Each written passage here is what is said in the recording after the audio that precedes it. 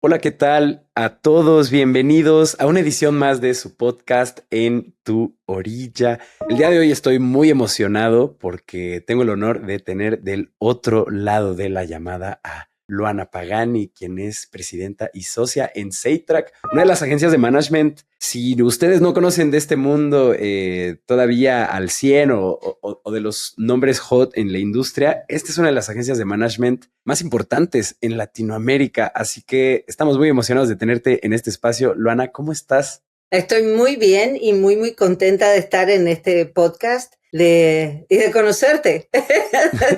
Muy También, contenta, muy bien. Con muchos proyectos, como siempre, a esta altura del año.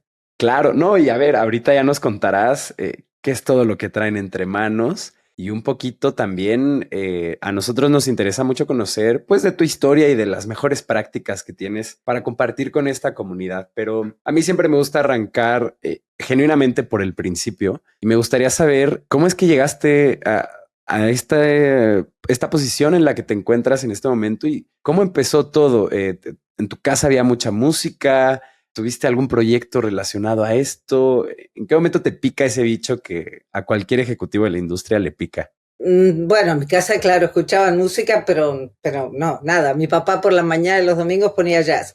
Pero mira, yo crecí en Barcelona y estaba en la universidad y pensé, bueno, tengo que buscar un trabajito así, un internship o algo. Y fui a mi primera entrevista de trabajo a los 18 años recién cumplidos. Y entonces imagínate, 18 años, llego a un sitio y me entrevistan dos señores que para mí eran unos viejos porque uno tenía 27 y el otro 32 años o por ahí. Y me dicen, mira, te queremos preguntar si tú estarías dispuesta a ir a todos los shows de la compañía. Y yo pensaba, pero esto es hidden camera, claro. Y entonces, sí, les dije, claro, naturalmente. Y entonces dice, bueno, y la otra cosa, pero como diciéndome algo que era un pesar, ¿no? La otra cosa, si estarías dispuesta una vez cada 2 semanas a viajar a Londres a recoger materiales, porque en esa época naturalmente no te enviaban la música por links, sino que tenías que recoger, bueno, los masters, ¿no? Claro. Yo pensaba, pero esta gente, este es el sueño de mi vida, a los 18 años, cada 2 semanas a Londres y a todos los shows, ¿qué más?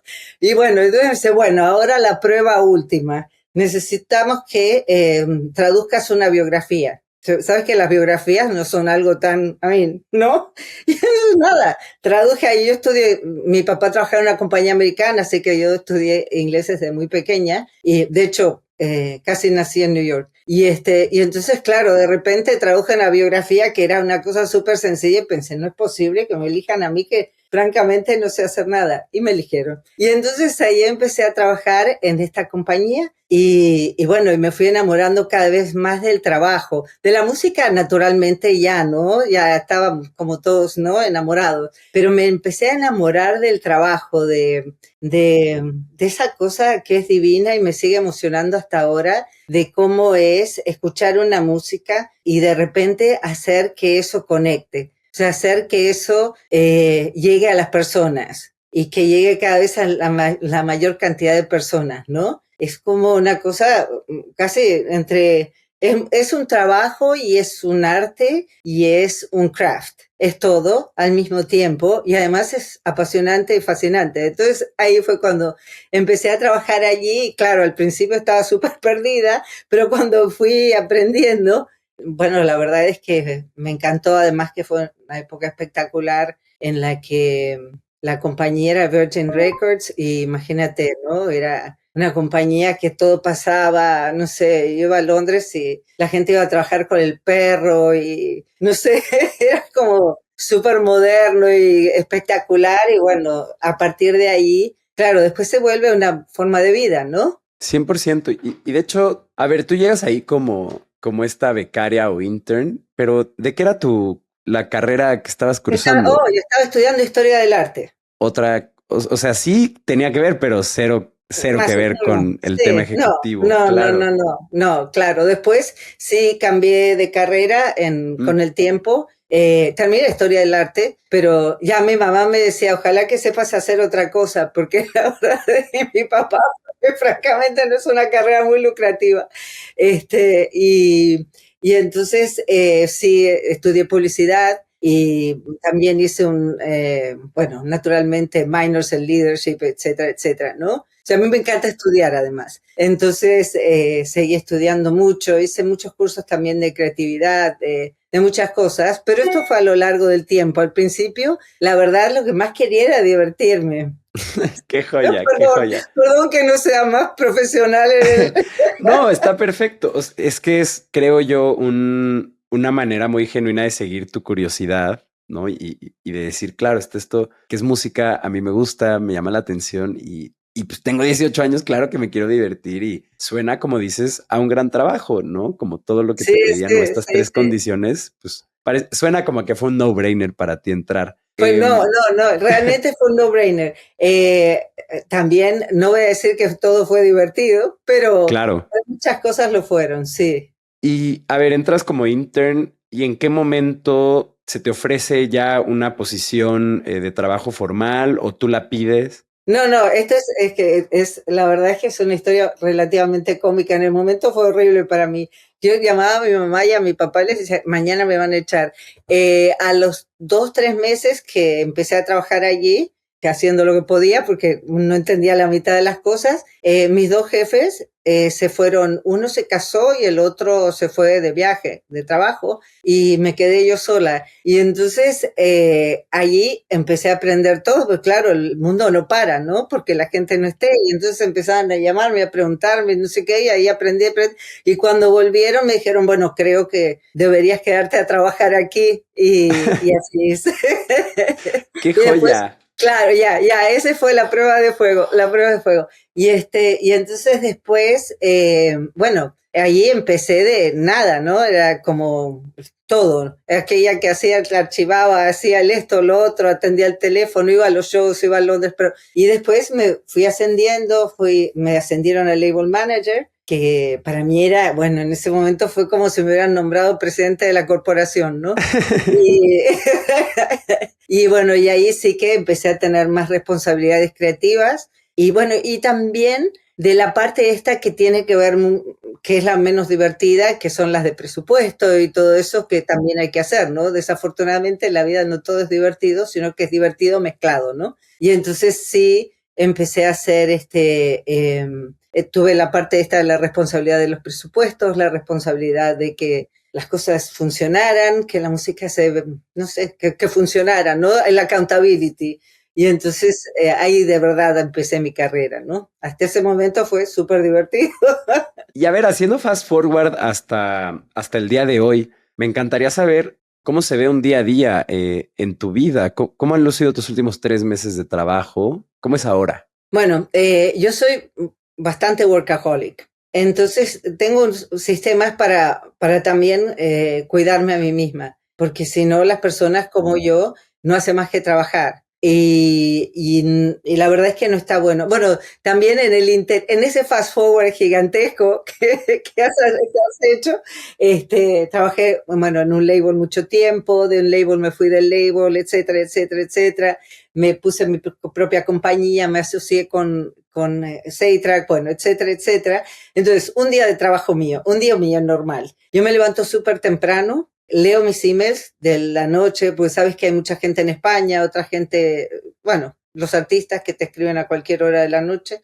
O sea que a la mañana, tipo 7 así, leo mis emails y mis textos y WhatsApps y DMs y todo el array de cosas que vienen en el teléfono y me voy a hacer ejercicio. Hago 1 hora y media o 2 horas de ejercicio. Generalmente, si puedo, corro y hago ejercicio y una clase de yoga cortita. Y a las tipo 9:30 ya empiezo a trabajar de vuelta. Y me encantaría saber cuando dices y ya me pongo a trabajar, ahí, ¿qué es lo que sucede en ese inter?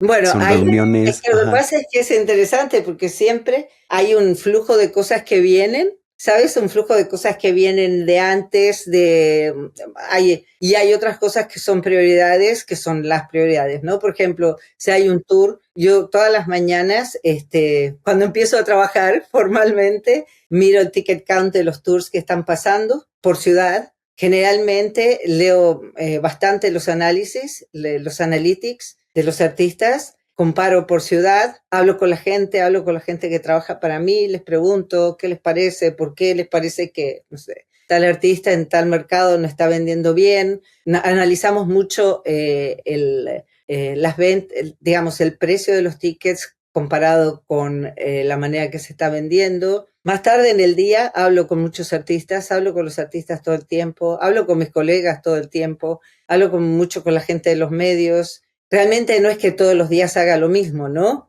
Hay días que tengo un tour que estoy preocupada y entonces estoy ahí pegada, y hay otros días que estoy pensando en algo que vamos a hacer y tenemos una reunión creativa, o otros días siento que no estamos haciendo, que estamos haciendo bien las cosas de alguna manera, pero no tanto como me gustaría, y hablamos de cómo mejorarlas.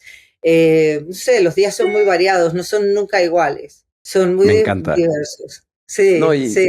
nos diste una gran fotografía. Y a ver, para poner a la gente en contexto, ya terminar de dibujar nuevamente esta imagen que estamos haciendo de tu carrera y de cómo llegas y dónde estás ahorita y cómo luce un día a día en tu vida. Primero me encantaría que me dijeras así, tal vez de manera ejecutiva, como que empiezas en Virgin, te ascienden a label manager, después a dónde te vas y cómo acabas como socia en Saytrack, ¿no? O sea, como cuál es Ok. ese recorrido en Ok, compañías lo que voy a te hacer echas. cortito, cortito. ¿Cómo no? Bueno, termina, digamos, Virgin, maravilloso, no sé qué, y de repente digo, no, pero tengo 22 años, yo tengo que vivir. Dejo el label y me voy a vivir a Formentera un año. Formentera, que es una islita que está enfrente de Ibiza. Al año que estoy viviendo ahí, digo, Dios mío, ¿qué hago aquí? Me muero. Entonces, vuelvo a Barcelona. Porque todos sabes que lo idílico dura un poquito, pero después ya se hace cotidiano, Claro, ¿no? 100%. Entonces, nada, volví a Barcelona, empecé a trabajar en una compañía de management, súper mega ultra alternativa, a ser de tour manager. Yo ya tenía 2 niñas, yo cuando tenía 22 años tenía 2 hijas. Entonces, en ese momento me era mejor estar en mi casa y trabajar nada más que los fines de semana. Y entonces empecé a hacer tour management. Y bueno, tour management, digamos, de bandas alternativas, o sea, viajaba con ellos, cobraba, pagaba, digamos, lo difícil, ¿no? Fue un learning experience. Después de eso me fui a vivir a Argentina por razones curiosas. Trabajando en Argentina empecé a trabajar en Sony, y cuando estaba en Sony como a los 2 años, me invitaron a venir a Estados Unidos a trabajar en la oficina regional, y vine. Empecé a trabajar en la oficina regional de Sony como, bueno, directora de producto latino, después VP de producto latino y anglo, después Senior VP de Global Marketing Latino para el mundo. Y entonces, en ese momento tan maravilloso de mi carrera, dije, esto de verdad es lo que yo quiero hacer. Ir a tantas reuniones de presupuesto y todo eso, porque claro, a medida que vas subiendo, tu trabajo es creativo en el sentido que tienes un equipo creativo y te diviertes y todo eso, pero no sé, llegó un momento en el que pensé, bueno, tengo que hacer otra cosa. Entonces me fui de Sony y hice mi propia compañía. Al principio fue difícil porque todo da susto, ¿no? Bueno, yo no sé, el otro día le decía a un amigo mío que yo soy muy valiente durante el día, pero a la noche me da susto.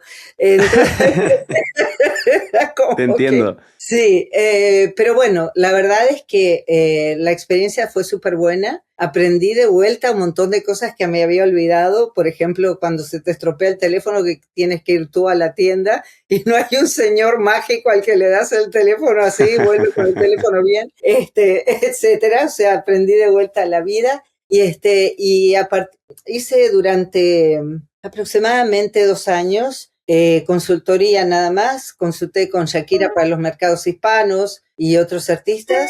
Y después me asocié con Saytrack y bueno, y empezamos nuestra vida juntos. ¿Cómo se llamaba esta compañía? Se llamaba Clear Entertainment y se la vendía a Ocesa. Qué joya, ¿eh? Qué joya, qué buen éxito. Oye, Luana, y por el otro lado, me encantaría en tu posición como presidenta, si nos puedes dar un recorrido de cómo luce su organigrama ahí en Saytrack, ¿no? Porque El organigrama de la compañía de US, que es ujú, la que yo manejo, es muy pequeño. Es una oficina muy pequeña con personas fantásticas y súper creativas y súper committed to lo que están haciendo y personas que además admiro y quiero. Son todos súper jóvenes. Tenemos una persona que es la jefa de marketing, una persona que es la jefa de booking, un tour manager y la parte financiera. Tenemos 3 personas y realmente nadie más. Y después sí hacemos mucho outsourcing. Por ejemplo, la parte de marketing contratamos muchos publicistas de acuerdo al artista y al tipo de mercado que queremos llegar o el tipo de, más que de mercado, de audiencia que queremos llegar. También, tenemos una persona maravillosa, adorable de social media y digital que es súper creativo. Y también en ese sentido tenemos personas que crean contenido y contratamos por un tiempo o por un proyecto. También en el tour management tenemos un head de tour management que es lo máximo, y él contrata a diferentes tour managers que viajan con los artistas. Bueno, también contratamos, outsource la parte de abogados, ¿no? De legal. O sea, en realidad es una organización pequeña que que va contratando personas para diferentes cosas. Y también porque lo fresco es lo máximo, ¿no? A veces uno no sé, sabes, haces algo y te sale bien, entonces lo repites. Y lo haces 3 veces, y entonces llega un momento en el que lo que era espectacular se convierte en, no en aburrido, sino deja de ser efectivo porque ya no tiene frescura. Entonces, al traer personas nuevas siempre que tienen otra visión y han hecho las cosas de otra manera o las ven diferentes o tienen otra creatividad, es sumamente rico para cualquier organización.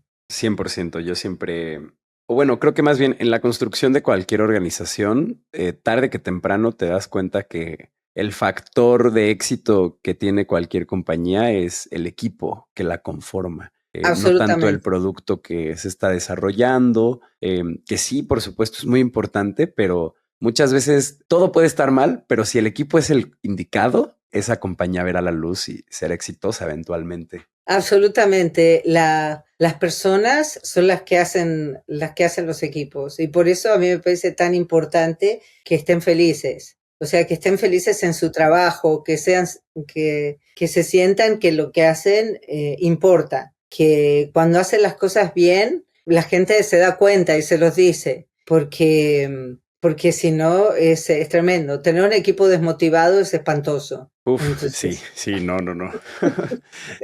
Yo me imagino que tal vez esa es la más grande pesadilla de un líder en una organización. Pero bueno, a ver, Luana, me encantaría preguntarte. Yo hace unos años estaba en Chicago en el Festival Ruido Fest. Era la primera vez que viajaba a Estados Unidos con uno de los artistas que represento. Y me encontré con una publicista que ella estaba llevando como todo el media tent y las entrevistas y como júntense aquí, ahora va a hablar tal artista y demás. Y bueno, le dije, oye, pues yo voy empezando, ¿qué consejos puedes darme para poder hacer pues mejor mi trabajo? Y empezamos a platicar y ella también tenía una carrera que no únicamente era ya de varios años, sino que también le había tocado vivir esta discrepancia entre, teníamos un formato como el CD y llegó toda esta era digital a como cambiar todo. Entonces, me encantaría que nos contaras, ya que tú también tienes una carrera que empezó, deja tú el tema de lo digital, tenías que ir a Londres por los discos y traerlos, ¿no? Lo máster. Tal cual. Me encantaría saber ¿cuáles son las diferencias más grandes que hay, tal vez en materia de marketing, para acotarlo un poco, de a cómo era la cosa hace 20, 25 años, a cómo es hoy? Y también, ya una vez que nos digas cómo era distinto, ¿qué sigue siendo fundamentalmente igual? ¿No? O sea, ¿qué por naturaleza humana sigue siendo lo mismo porque así somos? Bueno, voy a empezar por la segunda pregunta, porque me parece súper relevante qué es lo fundamental, ¿no? A mí me parece que mi trabajo, yo nunca lo interpreté diciendo que tenía que vender más CDs. Claro, vender más CDs significaba que ganábamos más dinero, etcétera, etcétera, etcétera, lo que todos sabemos, ¿no? Pero siempre lo interpreté como ser un vehículo de conexión entre un artista, o sea, la música, su talento, su obra y el público. en realidad ese para mí siempre ha sido mi trabajo, ¿no? Poder ayudar a una persona que tiene ese talento y tiene y además que se expone tanto, porque crear una obra es tan expuesto emocionalmente y de todas las maneras, ¿no? Ahí tú abres tu corazón, el cerebro, todo hacia eso y a ver cómo va, ¿no? Y entonces crear un puente entre eso y las personas que pueden entenderlo y conectar con eso, para mí es fascinante. Y eso me parece que ese fundamento no cambia. Me parece que no importa si antes tenías que hacer un programa de televisión y ahora puedes ponerlo en YouTube, usar social media, o lo que cambia es el vehículo. Entonces, antes, por ejemplo, me parece que, claro, la gente tenía que comprar el CD. Han cambiado las cosas naturalmente porque ahora ¿ha cambiado o no han cambiado? Ahora voy a explicar esa parte. Ahora, claro, un artista puede bypass, digamos, los medios o las plataformas incluso y poner su propia música en su social media y la gente escucharlo y conectar allí, etcétera, etcétera. Pero hace unos años leí un libro muy interesante y ahora vuelvo a la pregunta, perdón, pero esto tiene que ver. Leí un libro muy interesante que se llamaba The Long Tail, que es la cola larga, ¿no? Y entonces digamos que la esencia del libro es que antes todo estaba como muy, digamos, era como un embudo, ¿no es cierto? Entonces tú te ibas a tal programa de televisión, no sé, por ejemplo, hacías David Letterman en ese momento y hacías en el General Market, ¿no? O hacías esto o lo otro, o sea, había que, si podías llegar a hacer esas 4 cosas porque te querían y sonar en la radio y estar en MTV, por ejemplo, ya no necesitabas más nada, porque ya estabas en todas partes y presente. Ahora, un artista puede comunicarse directamente con su público o puede subir su música a cualquier plataforma. Pero lo que pasa es que la opción es tan gigantesca, tan enorme y tan diversa que yo creo que el trabajo de marketing en este momento es crear, como decía en ese libro, una isla dentro de todas esas posibilidades, una isla de visibilidad dentro de todas esas millones de posibilidades, ¿no? Entonces, el trabajo es el mismo. El vehículo es diferente. Lo entiendo. No No, sé y si contesta la pregunta, perdón. no, 100%. O sea, de hecho, me encanta porque algo que me ha permitido este podcast hablando con gente o que ahorita le está rompiendo o que tiene carreras que admiro mucho y que han ido construyendo a lo largo de, deja tú, años, décadas, de arduo trabajo, es que me he encontrado con muchas verdades, ¿no? Por ejemplo, una que a la que muchas veces regresamos es que si el producto primario, ¿no? Que es la materia musical, si ese no está bien, pues no importa todas las capas que le pongas encima, pues podrás hacer que se mueva la cosa, pero no, nunca va a breakear, ¿no? Y yo creo que esto que mencionas de ser un vehículo entre un talento y una audiencia es algo que los managers comparten con los promotores y que siempre realmente una gran empresa de entretenimiento va a ser un buen conector y ese es como el mejor servicio que puede brindar más que tratar de hacer o la chamba del artista o truquear a la audiencia para que les guste algo. Realmente solo es No, no conectar lo que existe. quieren. Y a tu punto, no sé si viste los Grammys la semana pasada, pero a mí me parece que la lección número 1 de los Grammys es que una canción espectacular sigue siendo una canción espectacular, aunque pasen no sé cuántos años. Tracy Chapman, Fast Car, la canción esta es del 88, no sé, han pasado no sé, 30 años, no, ¿qué más? Mucho más, como Sí, 40, casi, 35 casi. años, ¿no? Y Ajá. entonces, y de repente la canción ha súper streameado, pero así como de una manera, creo que 360%, ahora está número 1, incluso la versión de Luke Bryan está número 1, número 2, o sea, imagínate, y es el poder de la canción, es el poder de la conexión de la canción. No hay marketing que pueda suplantar una buena canción, o sea, realmente no lo hay, Qué creo yo. interesante esto que dices, porque hace poquito empecé a leer este clásico que todo el mundo te dice que tienes que leer en algún momento de tu vida, que es este compilado de cuentos de Las Mil y Una Noches, que son cuentos pues viejísimos, viejísimos de esta cultura. Y algo que me di cuenta leyendo todas estas historias es que temas como el amor, las infidelidades, el que alguien está en casa y sale a aventurarse al mundo y se mete en problemas, son historias que nos cautivan desde hace miles de años. Y esto lo puedes relacionar con una buena canción, porque una buena canción al final del día es o una gran historia o es una manera de expresar un sentimiento que tú no podrías ponerlo en esas palabras, o cuando alguien expresa el amor de una forma que tú jamás creías, pues eso hace que una canción sea especial para ti. Y creo que esto que mencionas es una prueba más de eso, de que cuando tienes una buena historia, un buen, no sé qué materia sea lo que hace una buena canción, porque pueden ser muchas cosas, pero una vez que tienes eso, justo como dices, puede pasar el tiempo y algo puede redescubrirse y volver a permear en todos. De ahí el que una buena táctica sea revivir un cover que en algún momento fue exitoso para un artista, ¿no? Exacto. Bueno, pero en la misma, mira, yo creo que puedes tener millones de técnicas y estudiar trillones de marketing o tener un montón de experiencia, todo, pero siempre hay un componente, no sé si magia queda un poquito cursi, pero de suerte, no sé, hay Ujú. algo Este que, it factor, ¿no? Que dicen como en claro, inglés. exacto, Ajá. es incontrolable, ¿no? Pero sí, claro, también quizá, bueno, pero por ejemplo esa canción, y no sé, justo en los Grammys, dos casos hubo. Johnny Mitchell, que es una señora, imagínate, de 80 años, cantó una canción y una persona de, no sé, 16 se enamoró, se emocionó. Entonces es eso, es el poder de las canciones, el poder de cómo se comunica, de cómo se canta, ¿no? De cómo la persona lo interpreta y no sé. Entonces sí, las cosas han cambiado, pero no sé, más o menos. Se trata un poco La de lo respuesta mismo. corta es más o menos. Qué joya, me encanta, me lo llevo. Y secundo también ante ese argumento.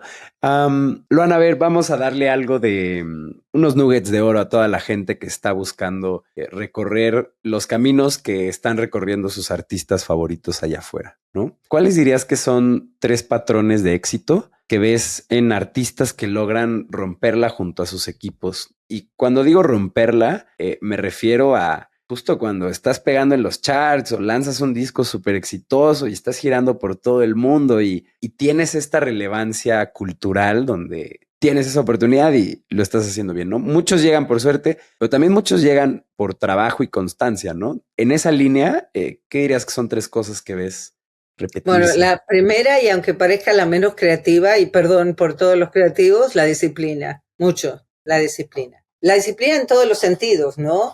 En aprender a bailar si eres bailarín, en practicar tu instrumento si eres un músico, en ensayar, en tener ese respeto por el público que da la disciplina. Voy a contar una cosa cortita. Alejandro Fernández, que es un artista que ha hecho 350.000 millones de shows en todas las partes del mundo y en todas las cosas que puede haber hecho, antes de salir al escenario ensaya 40 minutos con sus músicos. Todas las veces.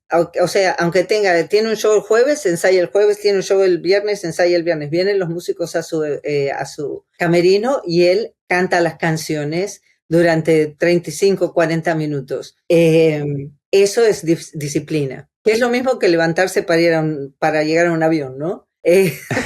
Sí. Disciplina. Talento, el talento es importante. Yo no creo que sea el 100%, bueno, ni el 60%. Yo creo que el talento por ahí es un 45% por ciento del éxito. Tener un buen equipo Tener un buen equipo que respete al artista y respetar a tu equipo. O sea, es una cosa mutua. Y, a ver, dije tres ya, pero voy a decir uno más, la El suerte. bonus. La suerte. La suerte. Yo creo que para triunfar como un artista tienes que tener mucha gente que quiera que te vaya bien. Qué interesante eso. Y eso lo provocas tú o lo provoca el producto de tu arte? Un poco Yo creo ambos. que lo provoca el artista, porque cuando los artistas están arriba, todo el mundo los quiere, pero para llegar a ese momento siempre hay un poquito extra, ¿sabes? Es ese extra que las personas ponen por alguien que se lo merece. La verdad es que se lo merece. O sea, yo estoy segura que tú conoces un montón de gente que o tienes un artista, ¿no? Y de repente estás cansado, ya son como las 10 de la noche, pero tienes que hacer esto y es una cosita chiquita, pero dices, ay, claro que lo voy a hacer porque lo vi tan entusiasmado, lo vi tan que quiere hacer esto, que yo también lo voy a hacer. Eso es lo que hace las cosas grandes. Creo que nos acabas de dar una pieza de consejo que nadie había dicho en este espacio que es fundamental y lo veo porque muchas veces también uno ya que empieza a agarrar sus años en la industria y a tener ciertos contactos u oportunidades de que cosas sucedan, cuando ves a alguien que tiene esa hambre y que además conectas un poco con lo que trae entre manos, lo ayudas y lo haces felizmente y le cuentas a alguien más y le dices, échale la mano porque trae algo especial entre manos y eso es un factor fundamental para triunfar Es en mucho, esto. mucho, sí, mucho, Wow, mucho. me encanta, me fascina, qué joya. Y a ver, Luana, por el otro lado, ¿cuáles son los errores más comunes que ves que cometen artistas que apenas van arrancando o también que tienen un equipo muy joven detrás? Pues justo que por no saber o por ignorancia, lo que sea, ¿qué errores ves que son muy comunes que dices, ahí no Errores la cagues, comunes. hermano? Bueno, la misión es buenísima. A mí me parece que es buenísimo ser ambicioso, pero también hay que ser realista. Entonces, a mí me parece que los artistas tienen que ser ambiciosos y los equipos tienen que ser realistas. Y los equipos tienen que poder hablarle al artista con sinceridad. Y me refiero a lo siguiente, por ejemplo, yo he conocido muchos artistas que los conoces y te dices, no, yo ya hice este teatro de 600 personas y ahora quiero hacer el Madison Square Garden. Y tú le dices, mira, no, te lo mereces y seguro que sí vas a hacer eventualmente el Madison Square Garden, pero en el medio hay un crecimiento, ¿no? Y curiosamente es interesante que en este momento eso está muy, poco valorado. Iba a decir la palabra en inglés, pero creo que underrated es poco valorado, ¿no? Porque hay tantos artistas que han subido así, bajado así, ¿no? No quiero nombrarlos porque tú los conoces y todos los conocemos, pero los conocemos y si ahora nombro uno que no lo voy a hacer, todo el mundo va a decir, ay, sí, ¿qué será de la vida de ese ¿Qué fue que de él? hace Ajá. 8 meses llenaba un estadio, ¿no? Entonces es como que las cosas tienen un sentido y entonces que los equipos también, el entusiasmo es espectacular y hay que ir siempre por más y hacer challenges y no conformarse y buscar otras maneras y cambiar y todo, pero también tener dentro de eso la realidad de lo que es posible y lo que es una alucinación, ¿no? Eso es una cosa que no es muy entretenida de decir, pero es que es la verdad. La otra es que un hit no es una carrera y que un hit tiene que ser seguido de otro hit y otro hit y otro hit. Y entonces así sí se hace una carrera, ¿no? ¿Y qué otros errores? Bueno, la arrogancia es fea. Pero eso, Uf, sí, claro, por supuesto. eso es feo.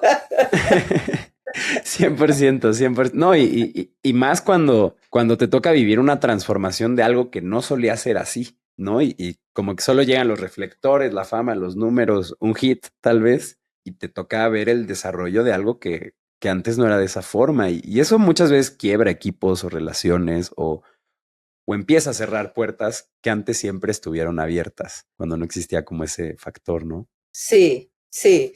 Hay artistas que son muy listos en ese sentido, que si bien pueden cambiar de equipo, siguen teniendo respeto por los anteriores o por la gente que los hizo crecer. Por ejemplo, Karol G es un artista así. Karol G es un artista sumamente inteligente y es así. Bueno, es inteligente para muchas cosas, pero además es inteligente para sus relaciones. Bueno, también lo debe sentir, ¿no?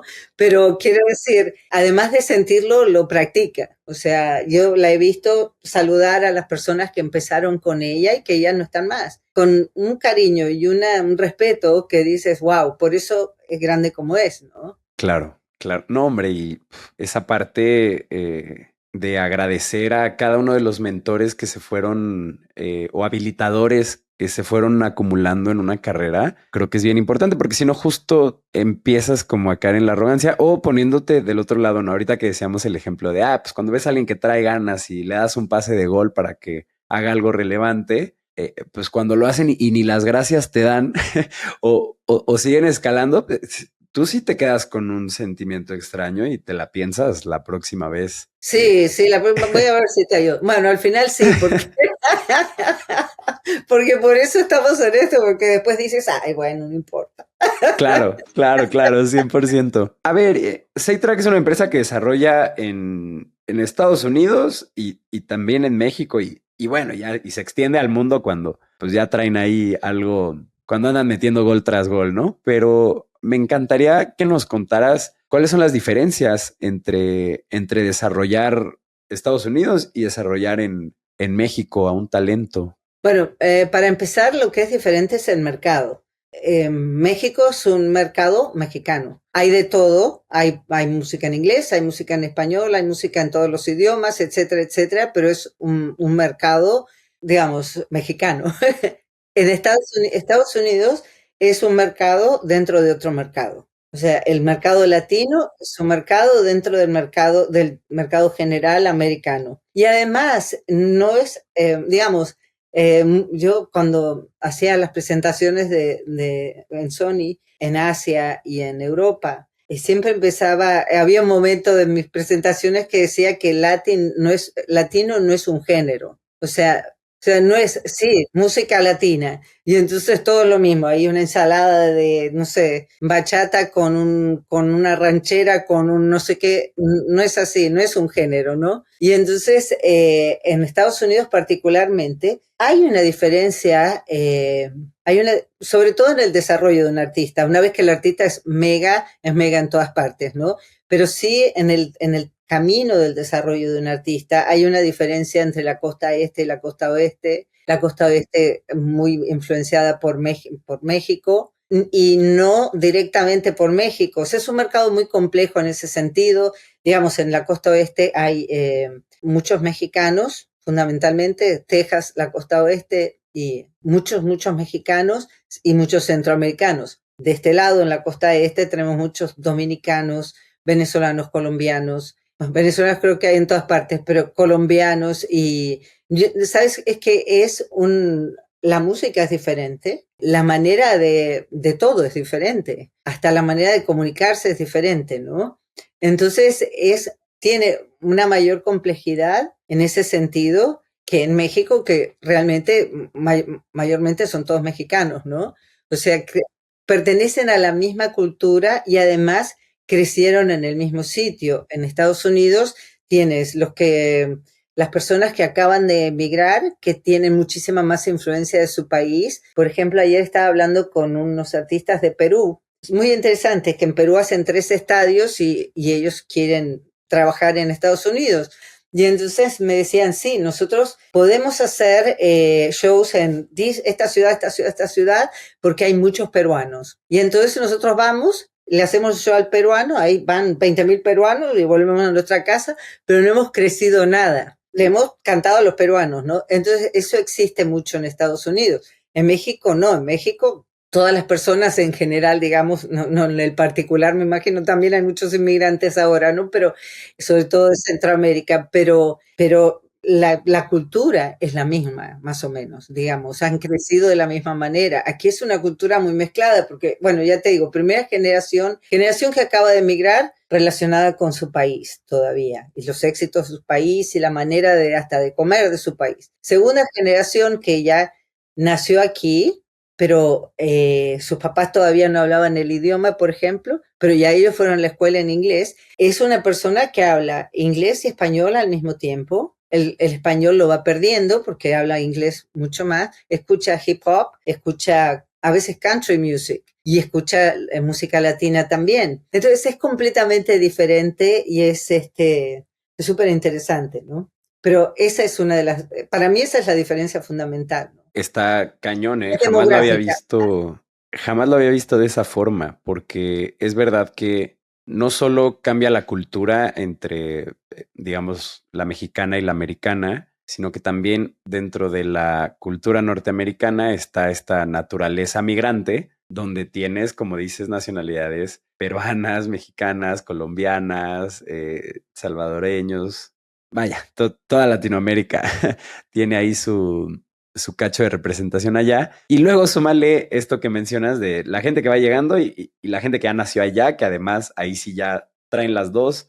Está loquísimo eso. ¿Y cómo lidias con eso? O sea, ¿cómo construyes un mensaje que tal vez sí le hable a todos o más bien segmentas muy bien y le hablas distinto a cada uno? Bueno, a medida que vas creciendo, vas segmentar, digamos, cuando eres pequeñito le tienes que hablar a tu core, ¿no? A los que te entienden originalmente. Imaginemos un artista mexicano, ¿no? Cuando eres un artista pequeño, tienes que hablarle únicamente a esos y después vas agregando otras culturas. Y lo máximo, digamos, cuando ya has conseguido hacer ese, no sé, pisito, por así decirlo, ¿sabes? Haciendo una cosa, la otra, ese pisito, tener una canción que conecte. Y entonces ahí dices, bueno, de repente se conectan todos los puntos y ahí estás, ¿no? Puedo estar toda la tarde hablando de eso, así que, perdón. No, nos podríamos echar tal vez un capítulo entero solo hablando de ese tema. Y ahorita mencionaste algo, ¿no? De cómo los puntos se conectan y creo que es bien importante. Es que es muy loco. ¿Cómo dirías tú, Luana, que se construye el momentum de un artista? Porque es muy fácil identificar cuando hay un momentum y cuando no, pero provocarlo pareciera que solo es la consecuencia de que se cerró esto y pasó esto y ahora este premio y pegó este hit y de repente ya como que está en todos lados y no es tanto una orquesta del equipo del artista, pero al mismo tiempo sí. ¿Cómo sucede eso? ¿Sí me Bueno, explico? a ver, ¿cómo sucede? A veces sucede, a veces no sucede. Esa es la primera cosa. Pero cuando sucede, bueno, yo creo que es que todo empieza con la primera conexión. O sea, imagínate esta persona que hace una pequeña canción y hay 30 personas que la escuchan alguien, mira, por ejemplo, una canción mexicana, alguien viene de México y entonces le dice al primo que vive aquí, segunda generación, que es casi gringo, pero entonces le dice, no, mira, y este artista, no sé qué, y entonces el otro lo empieza a escuchar y entonces también dice, ah, pues bueno, mira, lo voy a seguir en social media quizá, y entonces empieza esta cosa y entonces ahí te vas dando, digamos, yo leo analíticos todos los santos días, tengo 800 analíticos, y ahí me voy dando cuenta qué es lo que va pasando. Y entonces lo vas mirando así, un poquito, dices, wow, mira esta canción, no este artista, mira cómo lo que está pasando, porque aparte leo los análisis de Spotify, de YouTube, de todas partes, ¿no? Y entonces dices, mira qué interesante, cómo en Seattle, esta canción de XX, mira cómo ha pegado entre las mujeres en Seattle. Y dices, wow. Y entonces después dices, muy bien, pegó entre las mujeres en Seattle, entonces ¿por qué no hacemos algo digital que vaya directamente dirigido a ellas, ¿no? Y entonces quizá hacer ese sampling para si Seattle se parece a Los Ángeles o San Diego y entonces vas haciendo este mini trabajo y entonces lo vas creciendo, ¿no?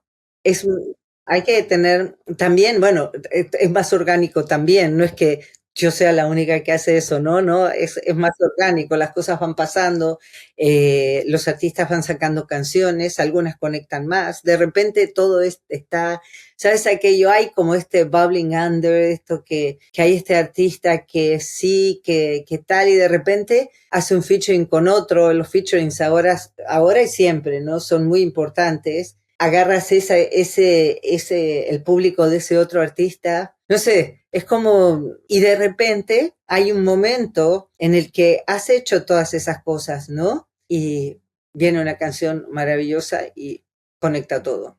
Ya entiendo. O sea, es como una constante preparación para un momento que puede ser detonado, pues justo por un lanzamiento o algo que pegó viral o lo que sea, pero es ahí donde todo ese trabajo previo se Se conecta y... cristaliza, sí. O el artista con una guitarra en YouTube, no sé. Ajá, sí, sí, sí, sí. La verdad O es sea, no, que no, no es ¿Sabes algo? Es como un catalyst, no sé cómo se catalista. Como el catalizador. El catalizador, perdón. Ajá, sí, no, hombre. El catalizador de repente pasa algo, ¿no? Que cataliza todas esas cositas, ¿no? Entiendo, entiendo. Todo eso es mucho trabajo y yo Muchísimo. admiro mucho a todos mis colegas y a todas las personas que trabajan en lo que hacemos nosotros porque todos trabajan mucho, de verdad, trabaja y no se nota. Es muchísimo trabajo y Es justo como muchísimo decimos, trabajo. ¿no? Volvemos como a este punto de la disciplina. Se ve cuando se empiezan a acumular los años de trabajo o el tiempo de trabajo invertido alrededor de un proyecto.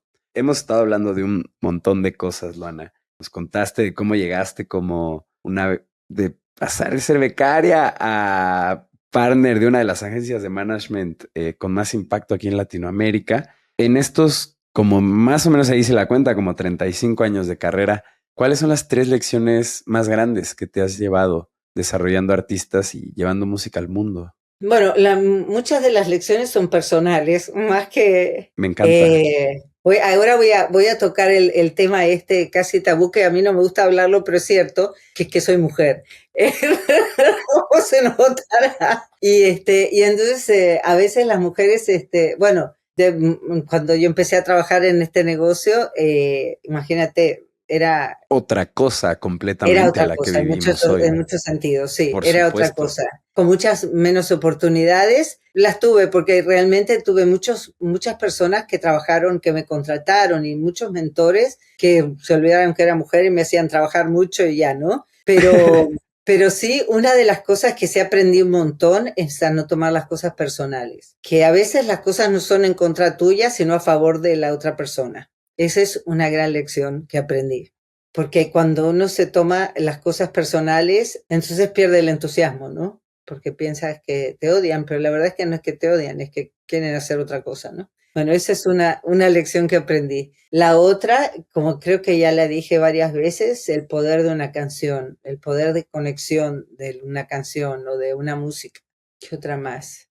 Bueno, no, y la más, el de tener siempre, crear equipos de gente que por los que tú matarías y que matarían por ti. Qué bonito. Qué forma tan tajante de poner sobre la mesa la importancia de encontrar a esta gente con la que vas a construir las cosas. Sí, y que no tiene que ser tampoco para siempre. En el tiempo que estás junto, ¿sabes? Como que es esa Porque cosa de la... además, perdón, muchas veces una compañía o un proyecto necesita gente diferente según el estado en el que se encuentra, ¿no? Si estás arrancando, si estás en el medio o en la cima, siempre es importante saber que la gente adecuada está en el momento adecuado, no solo como esta perspectiva de las personas, ¿no? O sea, no te tienes que casar con alguien, si en algún momento algo ya, o sea, unos caminos se bifurcan, pues es también parte de lo natural de la vida y tal vez lo mejor para un proyecto, ¿no? Absolutamente. No, y además que hay gente con la que que trabajó para mí 8 años, por ejemplo, y ahora trabaja en otro sitio. Y también las personas tienen que crecer y a mí me gusta que crezcan y que no estén a tu sombra, ¿no? Todo lo contrario, que aprendan y que aprendan de ti, del otro, del de más allá y que crezcan y después sean el super jefe de algo, ¿no? Y bueno, además que me sirve porque así les llamo y les pido favores. Oye, ese no sé qué. Tengo este artista que está empezando, no me... Qué joya. No, pero sí, y además pocas cosas se sienten con tanto gozo como el sentir que tú ayudaste en el camino de alguien que ahora está haciendo cosas muy importantes, aunque no sean contigo, y por supuesto viene con beneficios como poder llamarle y poder trabajar cosas en Y me conjunto. haces el favor, este pobre artista. No, sí, pero es Ah, verdad. Y tengo muchas personas que han trabajado conmigo y que tienen carreras divinas y son personas espectaculares y súper, que ganan premios y que todo, y me hace súper feliz. fenomenal. Estamos llegando a la última pregunta de esta entrevista. De entrada, gracias por venir a este espacio. Yo sé lo apretadas que son las agendas luego de la gente que viene acá, entonces siempre se los agradezco con el corazón en mano. Y esta es una pregunta que le hago a todos los que vienen a este espacio y ha habido perspectivas de todo. Pero bueno, es la siguiente. Si todo te sale estúpidamente bien en los siguientes 5 o 10 años, pensando un poco en el largo plazo, y cuando digo estúpidamente bien, neta, sí hablo de que tú decías, pues mira, me encantaría que una, dos, tres, y pues pasó una, dos, tres y hasta la cuatro que estaba en veremos. ¿Cómo luce ese escenario en tu futuro, Luana? Ay, a ver, como la verdad es que 5 o 10 años pasan en 10 minutos. Hoy me di cuenta que la pandemia empezó hace 4 y casi me da un ataque. Me lo Sí, vas a dar a ¿no? mí. Pensé, No manches. Pero es sí, verdad. sí, sí, sí, sí, sí, sí. Y dije, pero Dios mío. O sea, 5 años es 3 minutos. Bueno, ¿qué me gustaría hacer en estos 5 años? Me gustaría encontrar un artista nuevo o que esté empezando y poder desarrollar su carrera hasta la mega máximo. Eso me encantaría. Y una vez que pase eso, no sé qué me gustaría. No sé, seguir haciéndolo, no sé, es que también como que la vida va cambiando a medida que va pasando, ¿no? Pero sí me gustaría en estos 5 próximos años encontrar aquel artista o aquella artista que me encante y poder armar algo súper bonito y grande. Yo creo que eso es más que suficiente para poner en un plato que además ya tienes con muchísimas cosas en él. Vale, pues ya llegamos al final. Nuevamente, muchas gracias por venir acá. También a toda la gente que está escuchando esto, que lo está viendo en YouTube, quiero agradecerles por llegar hasta este momento del podcast y les queremos pedir el equipo de En Tu Orilla que si pueden compartir este espacio con cualquier artista que está introduciéndose a la industria, cualquier joven ejecutivo, puede ser un manager, un booker, un promotor, por favor, háganles llegar este recurso. Estamos buscando esta comunidad y estamos entrevistando a toda la gente que está en este frente de batalla llevando música al mundo todos los días. Así que vengan, únanse a esto. Y también si nos regalan un follow en Instagram, nos encuentran como En Tu Orilla. Y nada, Luana, muchas gracias. Nos vemos a la No, próxima. gracias a ti, muchísimas gracias, ¿eh? Y ojalá que sea divertido para el que le escucha. Fenomenal, fenomenal, de verdad que sí. Vámonos con eso. Un último mensaje que quieras dejarle a nuestra audiencia. Uy, no sé qué, no sabría qué decir. Ay, sí, que la verdad es que hay que disfrutar todos los días de todas las cosas. Que a veces se hace difícil porque hay días que son duros en el trabajo y que pasan 800 problemas, pero siempre si uno se puede reír un poquito de las cosas y pensar que en el fondo es porque estamos haciéndolo porque queremos, pues está buenísimo. Vámonos con eso. Hasta la próxima.